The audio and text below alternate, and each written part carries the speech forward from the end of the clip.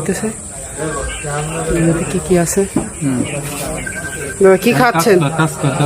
এটা ওই আফ্রিকান ওই যে কি নাসস এই এটাই 130 টাকা করে। আমাকে সেই চাউমিন কো আছে না, চাউমিন এই যে চিকেন কি চাউমিন 160 টাকা প্লেট। কত বড়? আমি দুজন খেতে পারবো না। দুজন